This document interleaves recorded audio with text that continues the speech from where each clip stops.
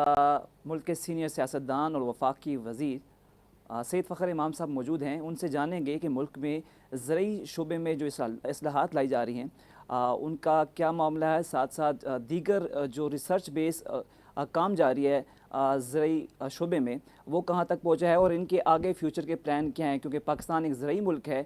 تو اس حوالے سے جو کسانوں کے مسائل بھی آتے ہیں, ساتھ ساتھ فوڈ انسیکیورٹی کے جو دیگر معاملات ہیں وہ بھی آتے ہیں, ساتھ ساتھ پرائسز کا بھی مسئلہ رہتا ہے. تو باقی جانتے ہیں سید فخر امام صاحب سے. السلام علیکم سر.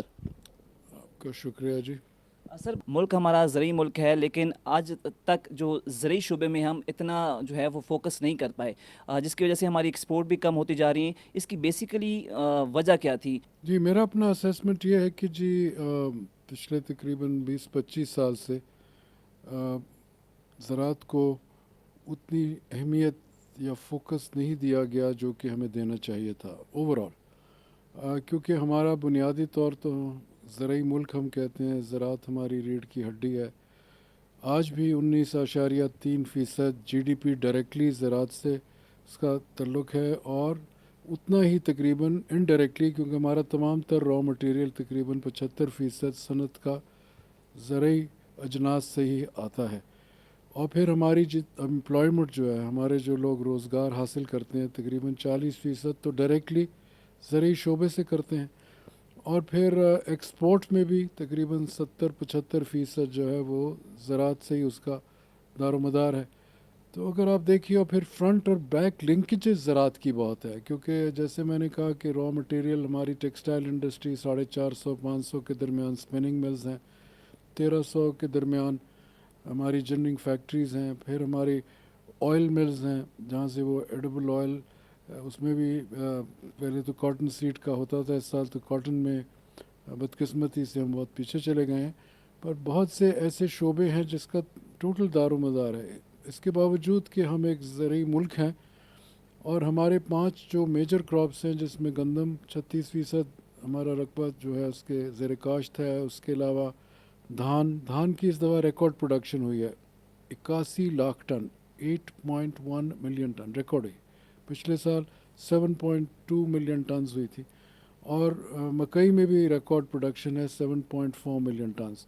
اس کے علاوہ کپاس کی ہماری شارٹیج ہے کافی, اور اس کی 2 وجوہات ہیں مینلی. ایک سندھ میں جس کی پیداوار 45 لاکھ ٹن کا ٹارگٹ تھا, وہاں اتنی زیادہ بارش ہوئی, 100 سال میں اتنی بارش ہے سندھ میں نہیں ہوئی, کہ وہاں تقریباً نفس تو بالکل ہی ختم ہو گیا تھا.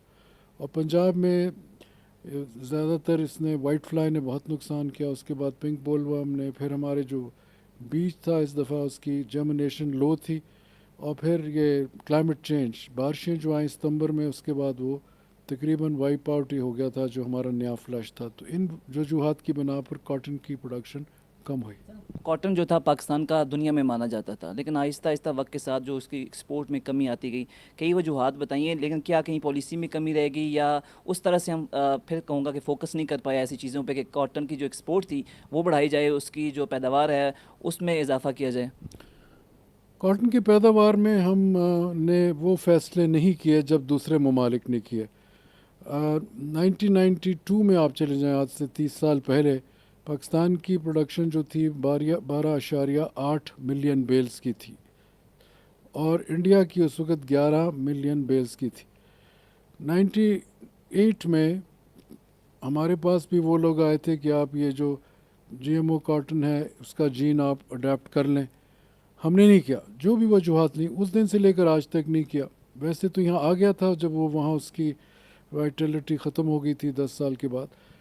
انڈیا نے کیا 2001 میں, چائنا نے 1994 میں کیا, آسٹریلیا نے کیا 96 میں, ترکی نے کیا, تمام ممالک نے کیا. امریکن ایک کوپریشن تھی وہ یہ کر رہے تھے. سینٹرل ایشین سٹیٹس نے کیا. ہم واحد کاٹن پروڈیوسنگ کنٹری تھے, جو بھی وجوہات ہی نہیں کی. یہ ایک بہت بڑی وجہ رہی. وہ لوگوں کی پروڈکشن اس حد تک چلی گئی کہ انڈیا اور چائنا نمبر 1 نمبر 2 ہو گئے. وہ 30 سے 40 ملین بیل کے درمیان چلے گئے. ہم 2 مرتبہ گئے 12.8 ملین بیل سے زیادہ, 14 ملین ہم نے پروڈیوس کی پچھلے 25 سال میں. پر اس کے علاوہ ہم نیچے ہی رہے. پہلے ہمیں کاٹن یہ جو لیف وائرس تھا اس نے ہمیں بڑا خراب کیا. اس کے ہم ریزسٹنٹ ورائٹیز ٹالرنٹ ورائٹیز ہم نے بنا لی, ریزسٹنٹ ورائٹیز آج تک نہیں بن پائیں. وہ ایک بہت بڑا فیکٹر تھا. بعد میں پھر یہ دوسرا فیکٹر آ گیا کہ ہمارے پاس وہ جی ایم او ورائٹیز نہیں تھی. تو یہ بھی ایک بہت بہت بڑا چیلنج ہے. آپ نے جیسے کہا ہم اب کوشش کر رہے ہیں پر اس میں تھوڑا سا ٹائم لگتا ہے. سیڈ ٹیکنالوجی وائٹل ہے. اس دفعہ ہم نے یہ کیا کہ ہماری ضروریات جو ہوتی ہیں کاٹن سیڈ کی پاکستان کی, وہ تقریباً 40 سے 45 ہزار ٹن ہے. ہماری جو فیڈرل سیڈ سرٹیفکیشن والے ہمارے لوگ ہیں, ان کو ہم نے کہا کہ ابھی سے آپ اس کی سرٹیفکیشن جو ہے کریں. انہوں نے کہا جی ہم تقریباً 30,000 ٹن کی سرٹیفکیشن کر رہے ہیں. 26,000 ٹن پرسوں سے بات ہو رہی تھی, وہ کہہ رہے ہیں ہم نے کر لیا. اب دیکھنا یہ ہے یہ کوالٹی سیڈ پرسنٹیج آف جرمنیشن پچھلے سال تو ہم نے اس کو ڈراپ کر کے 47% پہ آ گیا تھا. اس وقت میں تو منسٹری میں اس وقت ہی آیا تھا جب یہ فیصلے ہو چکے تھے. اس کے بعد پھر ہم اس طرح کوشش ہے ہماری کہ وہ 65 سے 75% اس کی پرسنٹیج ہو. پھر ایک اور چیز ہے پیورٹی آف سیڈ کی بڑی ضرورت ہے. پھر ورائٹیز کون سی ہیں, پھر ان میں ریزسٹنس کیا ہے.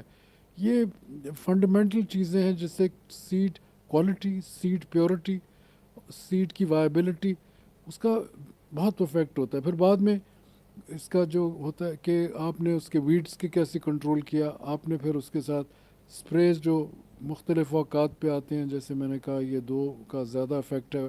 پھر ہمارے جو کیمیکلز ہیں بدقسمتی سے ہم چیز امپورٹ کرتے ہیں. ہم نے یہاں کیمیکل مینوفیکچرنگ کا ایک پلانٹ, فارمولیشن ہم کرتے ہیں, باہر سے ملا کے اس میں مکس کر دیتے ہیں وہ جو آتا ہے پروڈکٹ, پر ہم اپنی مینوفیکچرنگ بالکل نہیں کرتے. اور یہی ہمارا ایک میں سمجھتا ہوں ہماری شارٹ فال رہی ہے. جو آپ نے کہا نا کہ 20 سال میں کیا ہوا, اس طرف ہم نے اس قسم کی میرا خیال میں توجہ نہیں دی جو ہمیں دینی چاہیے تھی. ریسرچ بہت بڑا ہے پر ریسرچ کوئی ایسی چیز نہیں ہے کہ آپ یہاں سے ٹیکہ لگائیں وہاں سے نکل آئے گا. اس میں 3 5 7 سال کے یہ چلتے ہیں سائیکلز. پھر آپ کو وہ سلیکشن کرنی پڑتی ہے, پھر اس کی آپ کو ملٹیپلیکیشن اس کی بڑھانا پڑتا ہے. اگر وہ اسٹیبلائز ہو جائے اور اس کو وہ آپ سرٹیفائی کروا لیں, پری بیسک سرٹیفائڈ سیڈ, یہ اس کے 3 سٹیپس ہوتے ہیں. پھر اس کو جا کے کھیتوں میں ملٹیپلائی کرنا پڑتا ہے, پھر جا کے کاشتکار کے پاس وہ لینڈ کرتے ہیں. تو یہ پروسیس جو ہے تھوڑا سا ٹائم لیتا ہے. اب اس طرف ہم چلے تو ہوئے, امید کرتے ہیں کہ اس راستے میں آئیں گے. پر یہ سال بہت بڑا چیلنج ہے. کاشتکار کو معاوضہ دوسرے کراپ سے زیادہ مل رہا ہے, دھان میں زیادہ مل رہا ہے, گنے میں زیادہ مل رہا ہے, مکئی میں زیادہ مل رہا ہے. تو وہ سوچتا ہے کہ میں ادھر جاؤں یا نہیں, کیونکہ اس کے پاس تو آپشنز ہیں.